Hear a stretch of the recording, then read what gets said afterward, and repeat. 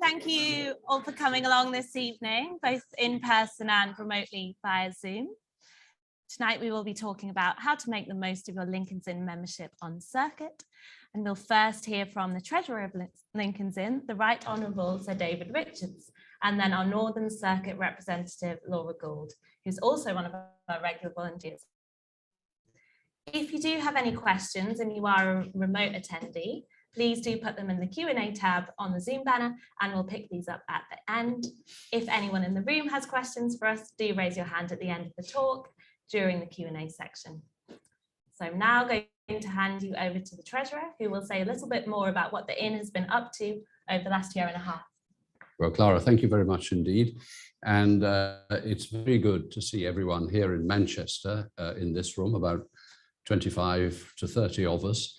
And I'm told also that we're linked with Cardiff and with Birmingham, and there are groups of in both places, and also up to about 30 people joining remotely from home or wherever. So it's a terrific welcome from me, and it's wonderful for us to be able to get together in this way, both physically and remotely. And it will be a theme I'll return to, that this is really one of the advantages, and good heavens, there needs to be one, doesn't there, of the last 18 months or so.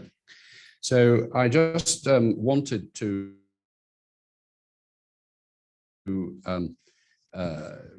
give you a sort of state of the nation, as it were, short talk about what's been happening in Lincoln's Inn. Some of you will know because you've been there or been in touch, others perhaps less so.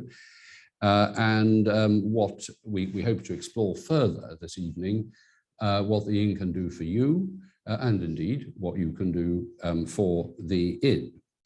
So just looking at what's been happening in the Inn itself, business as usual started at the beginning of 2020. I became the Treasurer on the 13th of January 2020, and for the next 2 months things proceeded as usual, really. I went to 2 student weekends, met Laura at one of them. There were various dinners, Damus dinners and other dinners and so on. Life proceeded. And then suddenly it all stopped. And I think actually, funny enough, I think it was Bar Training Course student weekend about 10 days before the lockdown began. And you could begin to see that things were changing, and things changed very quickly. People voted with their feet as far as lunch in hall was concerned. The following Tuesday, a week before the lockdown, we just stopped for lunch because no one was coming in. So then we go into lockdown. Everyone's had the most extraordinary time. The Inn tried to keep as much business as usual going as possible. There were people in the Inn, the security people, works people, gardeners were continuing to work, and there was a good deal of construction going on, which I will come back to. Obviously, the catering teams were put on furlough. We did pay their full salaries, which I mean, we got the 80% furlough, of course, but we paid the balance, which has paid dividends in terms of staff retention, which is a problem. Notwithstanding that for the Inn, and it's a huge problem for the hospitality industry generally. I mean, recruitment is now extremely difficult, and it's a continuing problem for us, but we are happily doing a great deal catering-wise in the Inn, and I'll touch on that again in a moment. Well, why don't I do it now? So the thing that was so impressive to me was the amazing sort of the determination of the catering teams, which actually reflected the determination of the staff generally to do what they could. And the initiative shown was amazing. So when things were eased that we could meet outside, do you remember those days? So the MCR staff said, right, okay, we'll provide lunch. Everyone will be on the terrace. This started in March this year. So we were, they brought in heaters and little tents if it was raining, or just sort of canopies and so on. And people came and it was fantastic. Then we could go inside. We started to go inside for lunch. Things started to ease up a little bit, but then there was social distancing introduced. So we had to be at tables of 6, 2 meters apart. And then even that wasn't good enough. We were each at little tables on our own, as if we were still at school or something. But still, we kept going, and they kept going, which was really terrific. Finally, with the lifting of the lockdown measures in July, things really started to open, and the opportunities were seized by the catering teams with both hands. We were able to have the garden party at the end of July. We couldn't have the Sunday family day, unfortunately. And then this autumn has been pretty hectic from this point of view. I'm partly to blame for this, as Anne, the Under-Treasurer, will verify, because I said when we were looking at the diary as to what to do in the autumn, I said, come on, everyone's fed up with being sort of at home, not seeing people. Let's put on as many events as we can. So we have. And well, I'm not sure whether my waistline has suffered as a result, but it may well. The office teams moved pretty seamlessly to working at home. So all the estates people, insofar as they didn't have to be on site, finance, education, all the teams were operating remotely and very effectively, I think. All the financial side, which is obviously absolutely crucial, kept going, and the education side. And I think that was really impressive. We were able to maintain the program of qualifying sessions, so the students got, I believe, all the qualifying sessions that they were required, and that was all done remotely. And I think we all owe a huge debt of gratitude, both to the staff who organised them, but of course to the members of the inn who, as volunteers, provide those sessions. And I'm sure there are some of you in this room here and some of you elsewhere. And I would like to repeat my thanks to you for all that you did then and what you continue to do. The library too did terrific work. It was physically closed, but they were providing a lot of documents, and that was greatly appreciated by members and extremely useful. I indeed, from time to time, would see documents on screen and see Lincoln's Inn Library at the bottom of the page on a little lozenge, which was impressive. So since the end of the lockdown, things, I think it's fair to say, this autumn are back to usual, but coming back to what I said at the beginning, we have tried to incorporate some of the technical changes we all got used to in the inn's affairs. So now committee meetings, for example, can be held in a hybrid fashion. So there are people in the room, but we've got the technology now to have screens and people can attend remotely. Now, just pausing there, that is something which is inclusive so far as those of you practicing out of London are concerned, for whom it's very difficult to get to the inn for late afternoon. So I think that's a very positive thing. Meetings of council are also now held in a hybrid fashion, and that's working well, I think, certainly as well as it possibly could. And I think these are really going to be permanent features of our life in the inn. And the same is true of lectures and panel exercises and so on. And I think also there is a sense in which it has enabled more people to reconnect with the inn than was possible when it was all through purely physical attendance. So I think that this is a positive development in a number of ways, including in particular the sort of bringing everyone together wherever you are. So other things that have been going on, if any of you have been to the inn, as I'm sure many of you have over the last year or so, you will be forgiven for thinking that the whole place is a building site. It is largely a building site, I think it's fair to say. Every week, there seems to be new scaffolding springing up somewhere. So the Great Hall and the library complex have been shrouded in scaffolding now since early 2020. That's been a major exercise, completely re-roofing the Great Hall. At the first time, it's been completely re-roofed since it was built in the 1840s. There's a lot of brickwork which had to be repaired, pointing and so on, and stonework. And where possible, the masons have repaired the stonework, but in quite a lot of places, the stone has been so badly eroded, it's needed to be replaced. I've been up onto the roof a couple of times, and the workmanship is absolutely fantastic. I mean, those new stone carvings are beautiful, and the stone comes from the same quarry in South Yorkshire as the original stone. So that's, I think, a really, really great thing.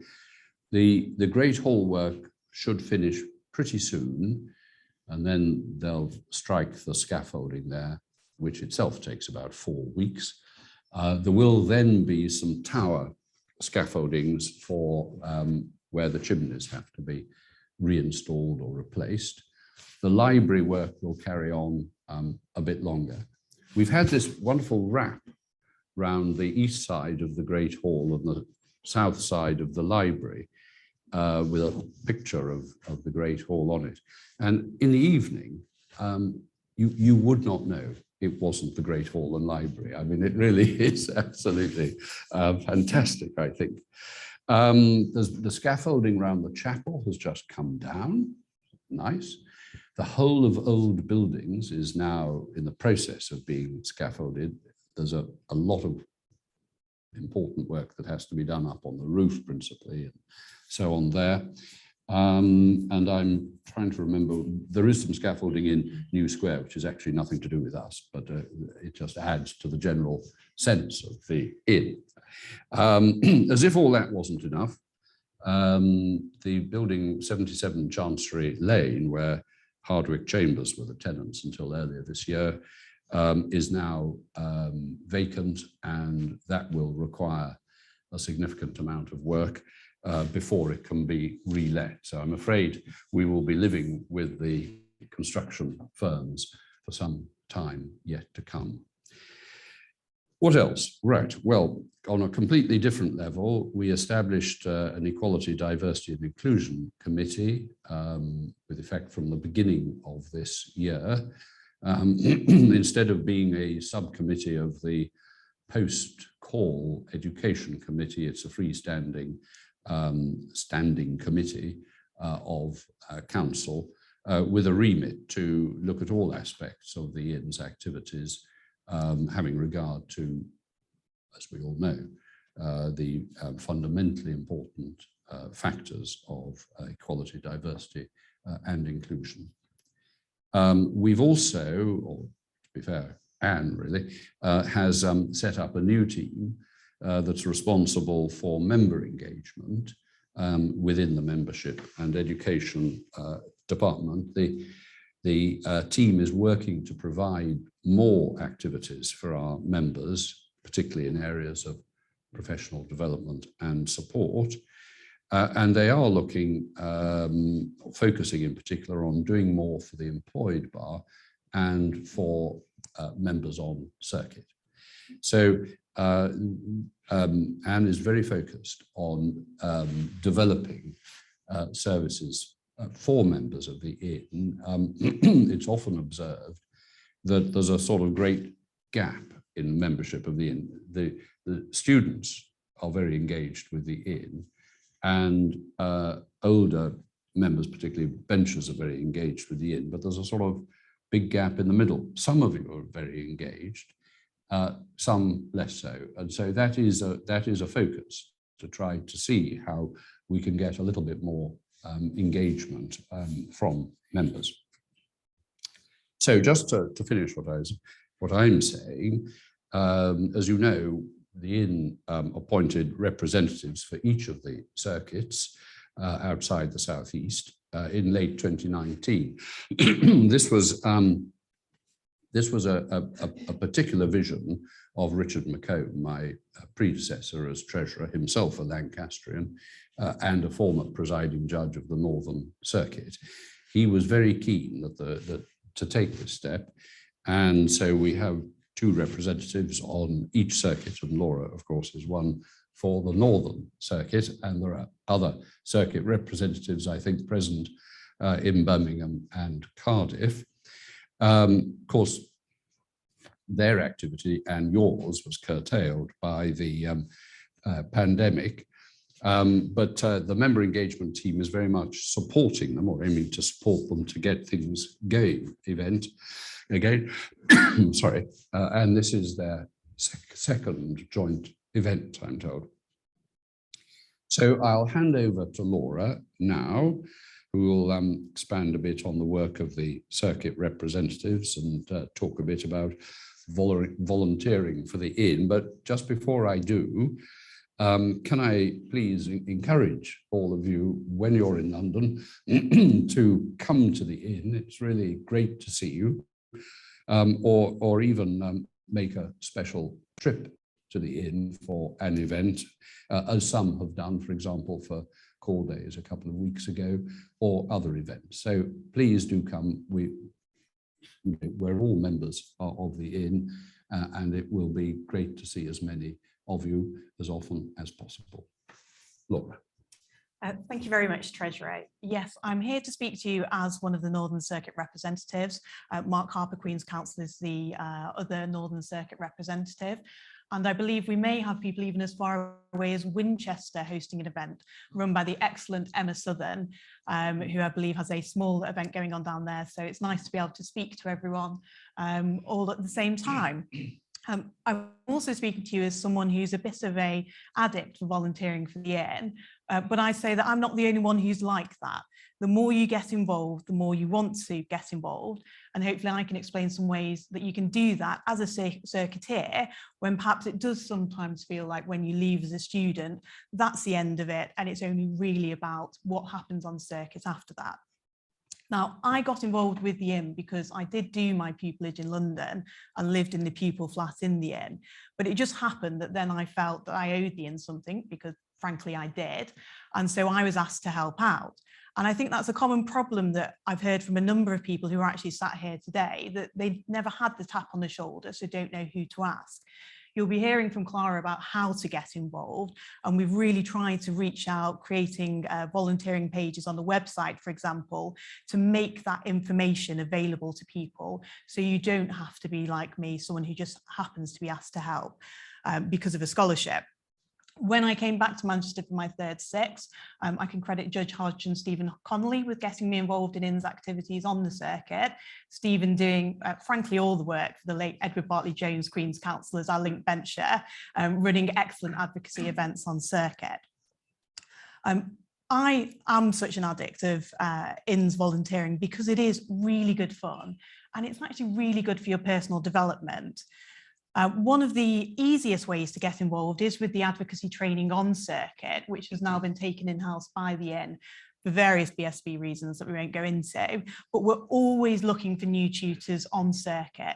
You'd be teaching bar students, you don't have to have any training to do it, so long as you're post-pupillage, I think it's right to say, then you will be able to get involved and you will know what you're talking about.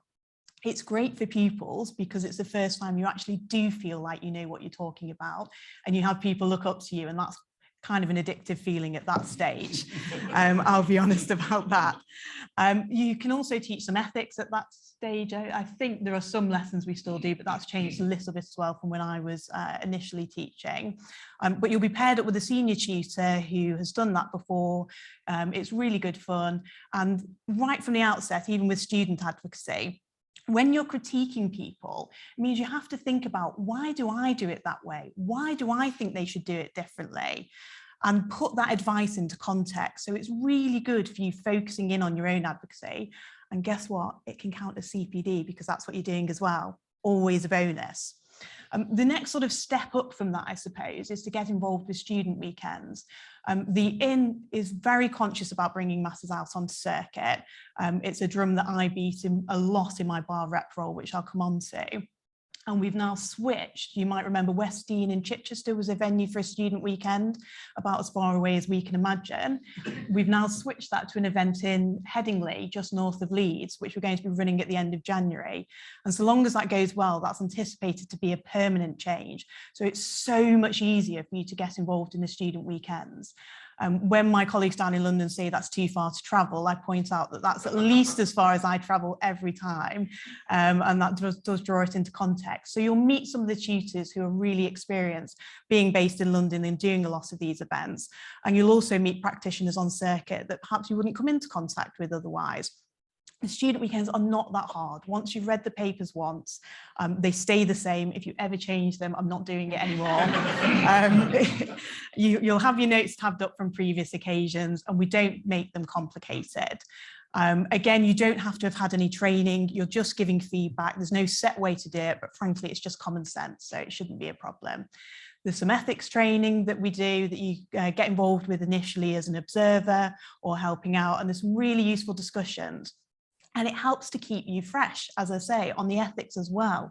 I found it really useful, perhaps being in one with a criminal judge, someone from a completely different area with way more experience than me, talking about ethics and seeing how they would approach it. Or it's great when they agree with you. Again, good confidence boost. So that's a good way to get involved. We still have Cumberland Lodge, always a winner. It's absolutely fab to go to. And we've got a venue now down just south of Oxford, called Milton Hill House. I was there last weekend. It's a bit far, but it's one change at Oxford on the same platform. Practicalities matter. It's not that bad to get to. Short taxi at the other end, or you can drive, and you always get your expenses paid for you as well. You just put in a form for the Inn. So that's the student advocacy and training. You can then, if you enjoy that, go on a training course to become a pupil or new practitioner advocacy trainer. That is much more formal. You'll go away for a weekend and study what's called the Hempel Method. Not everyone likes it, but it works. And when you see it in practice, you get why we use it. You may remember it from your own pupil training or new practitioner. It's where we pick out one particular point, give a playback, explain why that needs to be changed, how you change it, and then you give the demonstration.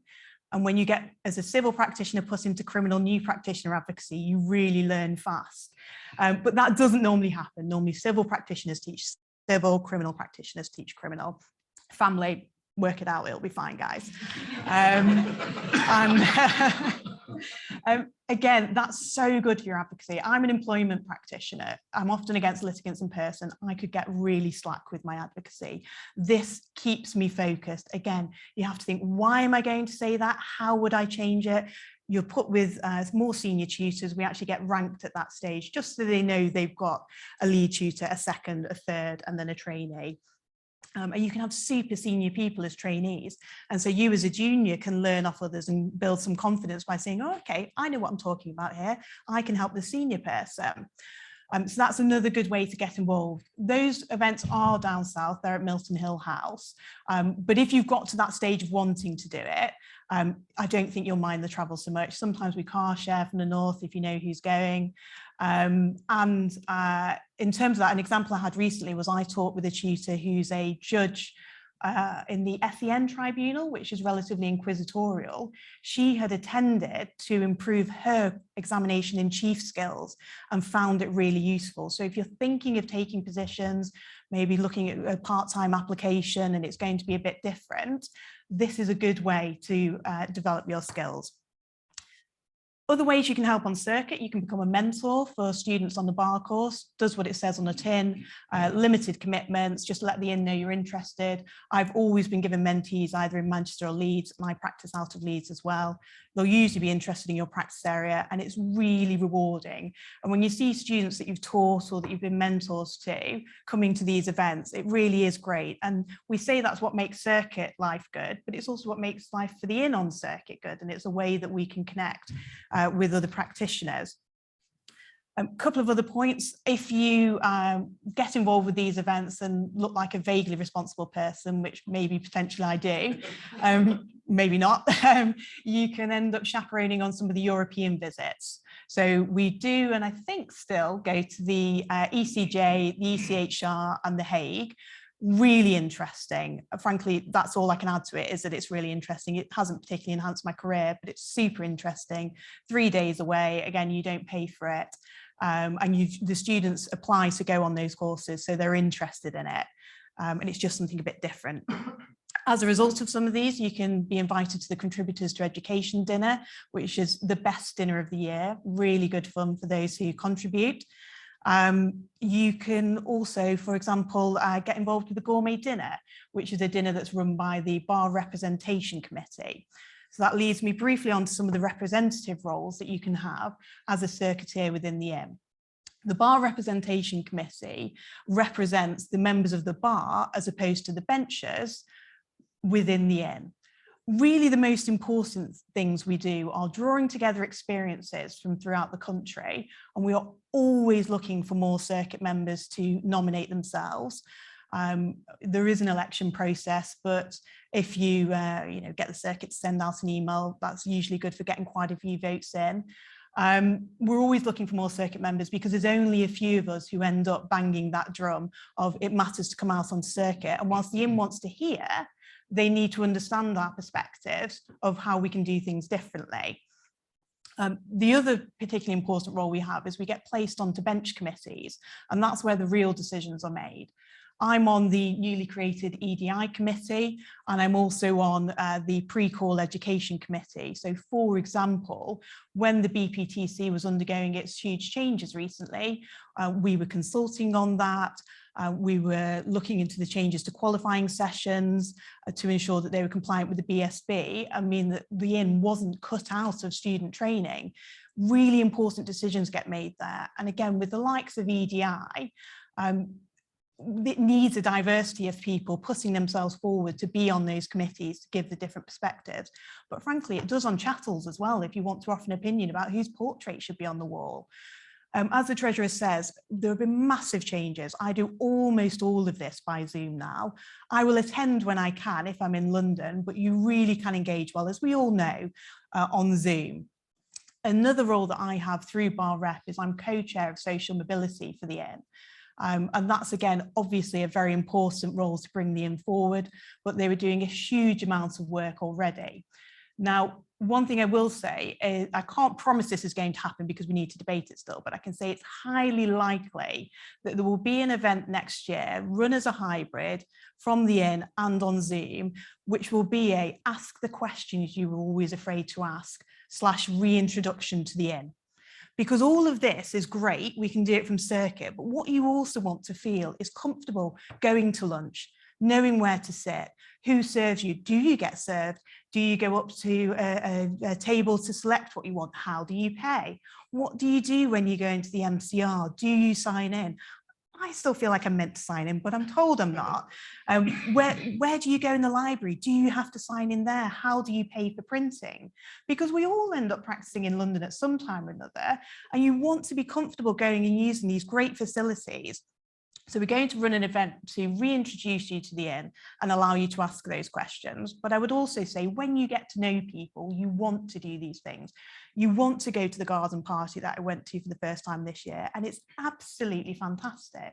You want to stay in the member accommodation because one, you know it's there, and two, you know where the porter's office is to leave your luggage before you go to court, and that you can come back and get it at any time of day. So we're going to try and re-engage you in that process. And as part of that, the circuit representatives were set up from the collegiality subcommittee, or working group, I think I should say, that Judge Hodge chaired. And obviously he's someone who knows about the Inn and about being a circuit, being a circuiteer.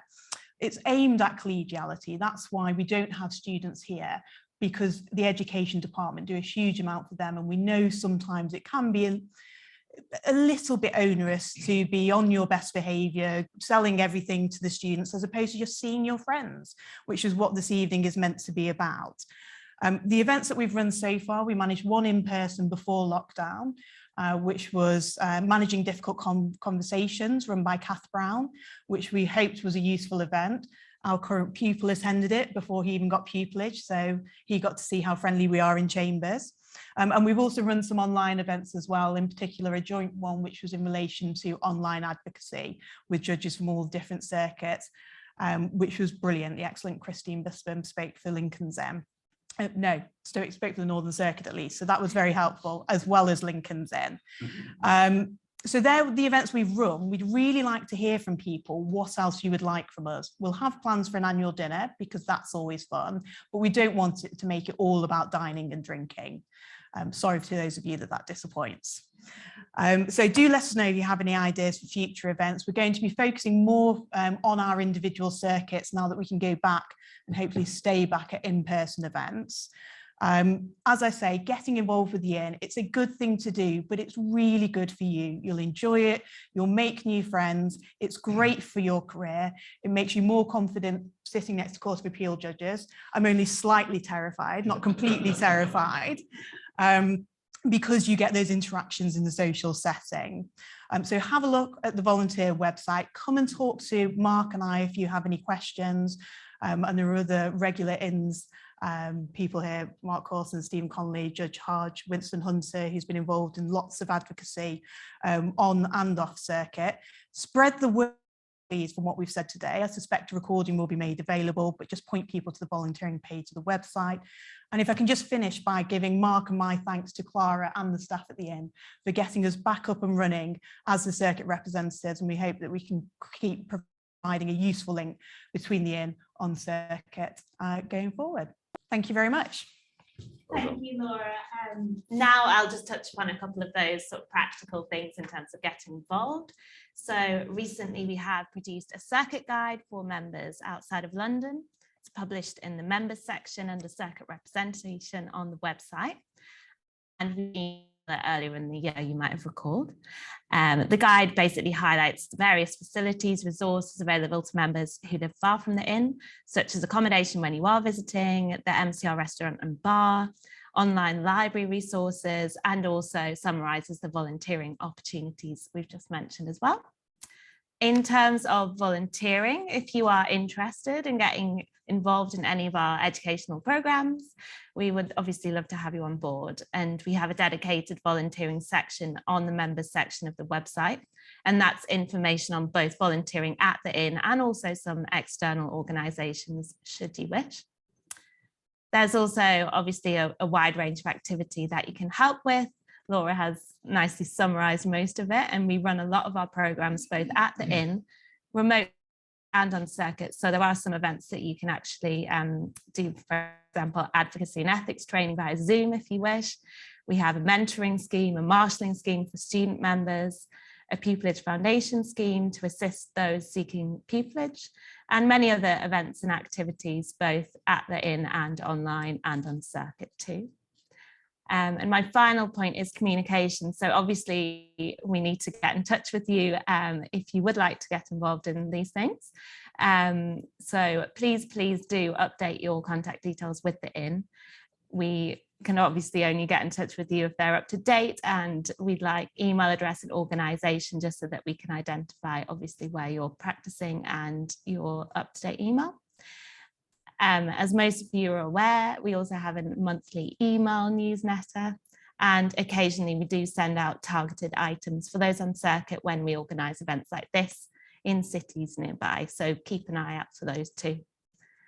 And the final thing is to say we're hoping to send out a survey for members on circuit just to come up with ideas for future activities, Laura said, and for us to consider at our next meeting with the circuit representatives.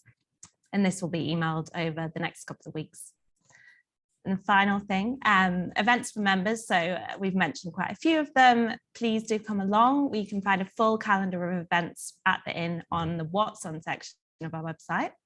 A lot of our events are now hybrid, live streamed via Zoom, making them a lot more accessible to all members, both at the Bar of England and Wales and beyond. So we hope to see you soon, whether you're visiting the Inn, joining a remote event or initiative, or at one of these regional events that we organise. And now it's time for any questions. So I don't know if any of you have any question, if you'd like to raise your hand, great. I'm microphone monitor. I've been promoted. Thank you very much. Feel like I'm old. I don't know what, X Factor or something. I just wanted to ask, this year we were able to do the scholarship interviews remotely, which enabled a lot of people on the Northern Circuit who wouldn't have been able to travel to London to do them to get involved, and it was very worthwhile. To what extent do you think the IN will continue with that? And I presume relevant to that is, to what extent was the students' experience of it relevant? Yes, we are hoping to have an option for students who can't attend either at the Inn, or I know that we used to do them in Manchester or Birmingham as well. So that will continue to be an option for those who can't attend in person in future. And of course, maybe those in the remote locations who wish to ask questions and use the chat function for that, please. David Hodge, not so much questions as observations. The Treasurer missed out one of the best features of the response from the end of the pandemic, which was the remote wine and cheese evenings, which attracted members not only from all over the country, but also from places like South Africa, although they had to get their cheese and wine locally. Secondly, the Inn did marvellously in retaining its staff. I was at a meeting of the Committee of the Council Circuit Judges, of which I'm Vice President, at Middle Temple last Thursday, and had the misfortune to go into lunch there. And I can only describe the food there as disgusting. I've been regularly eating when I'm in London in the Old Hall for lunch. And the food there has been superb, and the staff are as attentive and happy as ever. Third, I just wanted to mention hybrid participation. I have attended committee meetings and also council meetings in the last 2 or 3 months, both remotely and in person. And the degree of participation afforded to you is very much the same whether you're attending remotely or not. So one of the effects of the pandemic has been to enable members of the Inn outside London to be able to participate much more fully in the Inn's affairs. But following on from that, there is one respect in which we do need to think about how we're going to go forward, and that is in terms of attendance at chapel services. We were doing them remotely. We've now gone back to services in chapel. There are difficulties over Wi-Fi connection, services in chapel, and at the same time beam them out. And that's something that will need to be considered. And certainly as a member of the chapel committee, I will be wanting to look at that. Fifthly, I just wanted to mention that the Inn is very concerned about encouraging participation at all levels. Within the last 2 or 3 years, we have had Michael Hayton, Queen's Counsel, elected a bencher when he was leader of the Northern Circuit. We've had Christine Bispam, soon after her appointment as a family circuit judge in Liverpool, elected a bencher. And more recently, we've had Lisa Roberts, Queen's Counsel, the present leader, elected. The first female leader of this circuit since Rose Heilbronn back in the early 70s. Finally, I wanted to correct Laura in one respect. She described the continuous to education dinner as the prime event in the Inn. That's simply because she's not yet a circuit judge, and so is not and so is not eligible to attend the Lincoln's Inn Circuit Judges Dinner, which I organise, and which is even better. But that affords the reason to think about participating in pupil and new practitioner advocacy training, because I have no doubt whatsoever that back in 1998, when I applied to become an assistant recorder from a civil background and was applying for a criminal position, It was the fact that I had been doing pupil advocacy training using the Hempel Method and was able to articulate how you do that and how you can apply it in the criminal jurisdiction as well as the civil, that assisted me in getting my assistant recordership. Thank you. Thank you. We've had not a question, but a comment on the Q&A saying, please no more virtual cheese and wine, in person for me. Fair enough. Fair enough. We'll take your feedback on board. Any more from the room? Any more remotely?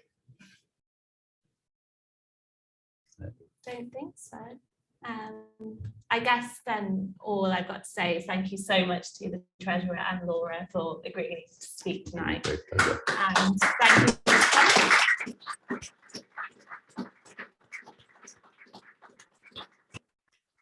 you. Treasurer and